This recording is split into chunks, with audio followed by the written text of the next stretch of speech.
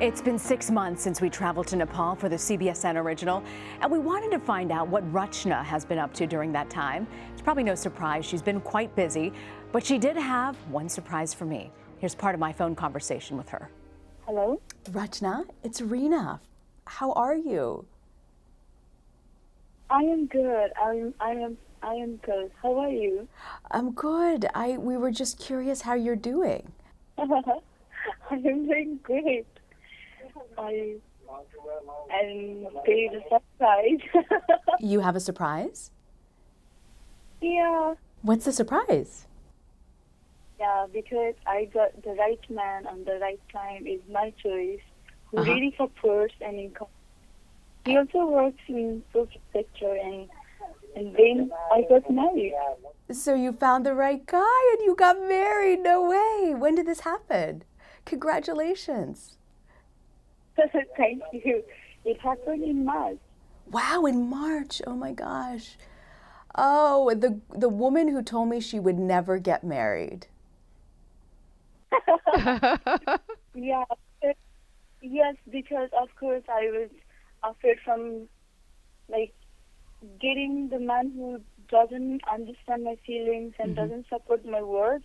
But if I get a right man and who supports my work and most importantly who respects women and who also works for women's rights, and it's not and then this is a good thing to happen in humans because we all have to get partners because it makes even stronger to work and to fight against something. No, it's true. I feel even more stronger than before. In Nepal, the legal age to marry is 20, but in the United States, children as young as 12 can get married if their parents consent or a judge approves. It's a reality that may come as a surprise to some, but it's no surprise to Fraidy Reiss. Fraidy is an American who was forced into marriage. She later escaped and now runs a nonprofit dedicated to stopping child marriage. Here's her part of the story. How is it possible that in some states a 12-year-old can get married in the United States? So here's the shocking thing when we talk about child marriage. Marriage before 18 is legal in all 50 U.S. states.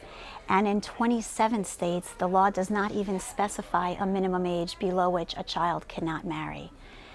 That means that the laws in the United States, in more than half of the states in the United States, the laws are less protective of children than a country like Nepal. So our rules are more lax than Nepal's rules on child marriage. Correct. And in fact, our laws are more similar to Iran, Saudi Arabia, Yemen, where they don't set a minimum age for marriage. That's in 27 states. And in the other states, there are different levels of protection, but in all of those states, a child or somebody under the age of 18 can marry. And that's just not okay. When you look at the states, is there any movement to get legislation passed to change this? The good news is there's movement. So we at Unchained at Last have we started and we lead now a national movement to end child marriage, and legislation has been introduced so far in 11 states. But it's been an uphill battle. You wouldn't believe how difficult it is to convince legislators, let's protect children. Why? It sounds so basic, protect kids. It sounds so basic, right? And yet there's so much lack of understanding about this issue because this is still a brand new issue, and legislators are still, a lot of them, grappling with this doesn't happen here, this only happens in Nepal. Right. And also there's unfortunately a lot of Americans tend to think of marriage as a beautiful, happy, romantic thing, and to try to explain to legislators, sure, marriage between two consenting adults can be very beautiful and happy, but just like we know that a marriage, even between two consenting adults, can turn into something abusive and ugly, it's important to know that marriage before 18 is not romantic and beautiful, happy. It is something ugly.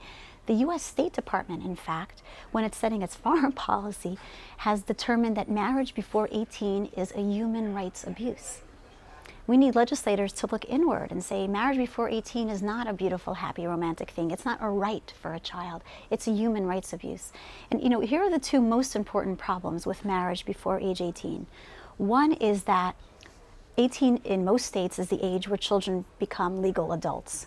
Before they become legal adults, They just don't have the rights and the resources that they need to protect themselves from a forced marriage.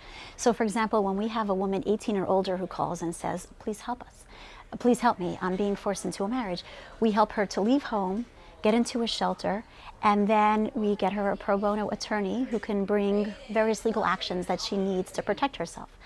A child who leaves home is considered a runaway. The police will return that child to his or her home and then might even charge us criminally for helping. What do you think would surprise most Americans who aren't familiar with this issue of child marriage and forced marriages? What do you think it is most Americans don't know? I think most Americans don't know that forced and child marriage happen here, that they happen at such an alarming rate, that child marriage or marriage before 18 is legal in all 50 states. Forced marriage statistics, as I mentioned before, we don't really have because so little research has been done on that. But we at Unchained at Last actually did this groundbreaking research project last year to determine the number of children married in the United States recently. And that we were able to get the data. We retrieved marriage license data from 38 states. The other 12 states were not able to provide age information based on marriage license data. They just don't track it. But in just those 38 states, between 2000 and 2010, I think most Americans would be shocked to know that more than 167,000 children as young as 12 were married in that one decade in 38 states, almost all of them girls married to adult men. Girls who married adult men. I mean, you would think that somebody would want to stop this from happening. I mean, to have young girls that are forced into these marriages, why hasn't it stopped? So for a long time it didn't stop because legislators weren't even aware this was happening. These are really old, archaic laws that have been on the books a long time, and I think legislators didn't notice it or assumed that it wasn't really happening. Now that I've brought this information to their attention, there's a lot of resistance for really unfortunate reasons. Again, lack of understanding, thinking, well, if children are marrying, it must be for good reasons. Maybe there's a good reason that these girls are getting married off. No. And there are still, believe it or not, a lot of legislators who insist that if a girl gets pregnant as a teenager, she must get married. Even though studies show that pregnant teenage girls have better long-term outcomes if they stay single, and even though we've seen, unfortunately, in several states where a pregnancy exception to the minimum marriage age has led to girls being forced to marry their own rapists. So adults using marriage as a way to cover up a rape and to force a girl to marry her own rapist. There is nothing good about child marriage. There is nothing happy, beautiful, romantic about marriage before 18, which, by the way, also between 70 and 80% of marriages before age 18 end in failure. If a girl is close to 18 and she's marrying for all the right reasons and not being coerced into it, waiting until she's 18 is at worst an inconvenience. There's nothing wrong with her waiting until she's a legal adult to enter into this serious, serious contract with possible lifelong ramifications. And by the way, keep in mind, because children, generally speaking, are not allowed to bring a legal action in their own name until they become legal adults, that means there are a lot of states right now in the United States where a child is allowed to marry but not allowed to file for divorce. Wow. How can that possibly be okay? What do you think it is that lets parents feel it's okay to marry their children off young? You know, I think it's important to remember that these are not parents usually who are trying to hurt their children. These are parents who love their children and think that what they're doing is in their children's best interest. We've seen a few main reasons that parents will force their child, whether it's a minor or an adult, into marriage. And the first one is tradition. Mm-hmm. This is just the way it's done here, and whether that's religious or cultural, it's just tradition. And the second one is control. Parents will use marriage as a way to control a child's behavior or sexuality. So if a child is too wild, comes out as LGBTQ, a girl gets pregnant, parents use marriage as a way to control that. There's money sometimes, a bride price or a dowry that changes hands, and sometimes it's immigration. But we've seen girls, unfortunately, forced to marry men overseas so that they can sponsor their new husband. Tell me about your story. How did you escape your marriage? So I was raised in Brooklyn.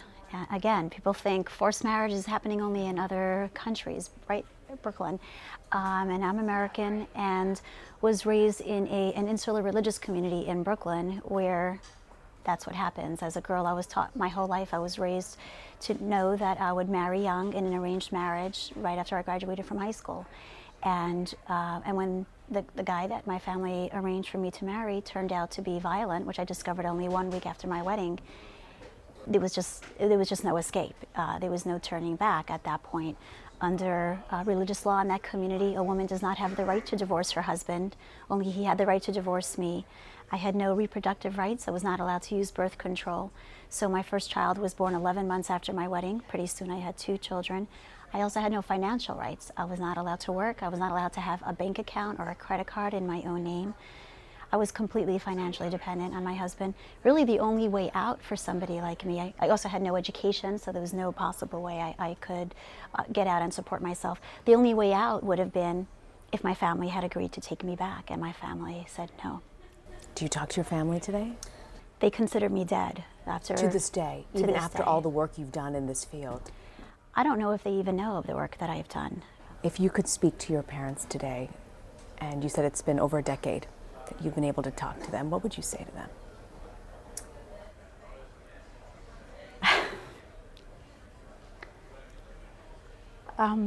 Actually, my father died a couple of years ago. But you know, my message to my parents and my family would be, I'm happy, I'm doing well. I didn't do anything wrong. Leaving an abusive marriage, that's something that they should commend me for, not shun me for. And it's incredibly difficult to understand why my own family wouldn't have helped me when I was in such a bad situation and my life was in danger.